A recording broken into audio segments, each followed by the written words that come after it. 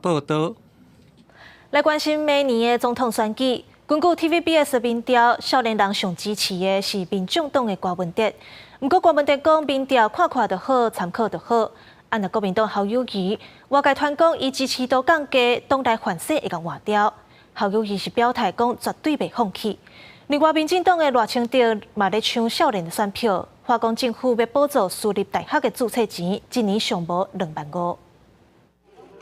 头一摆提出四大国政方针碰触牛肉，国民党总统参选人侯友宜19暗前往台大甲学生交流面对面，面对争险的问题，包括新北市药案，也有民调调查尾，敢是会婉拒定调，让予郭台铭也是替选侯友宜一一直球对决。这就是我的态度，所以我会坚持到我最后，绝对不放弃。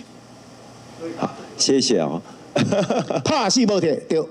媒体 TVBS 民调，郭文哲伫少年族群支持度明显领先，早起伊到家人参观卫浴工厂，方认为是咧办绿营的跳卡，因为一台卫浴董事长洪团长，毋但是总统府现任顾问，更加是家人小英之友会总会长。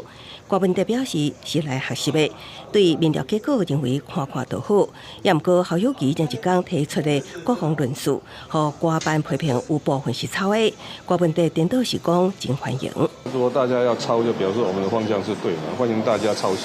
要抢攻少年选票，赖清德前往台中为朝阳科技大学的暑期志工服务队授旗，对公私立大学今年学杂费差期大约5万，画出希望由政府补助至少一半。如果我们从明年开始编预算的话，我们来缩短这个差距，至少50%以上，大家说好不好？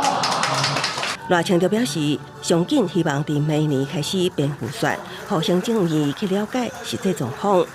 政府补助5成以上，也都是25000块以上，将会当作是重大政策来推动。记者综合报道。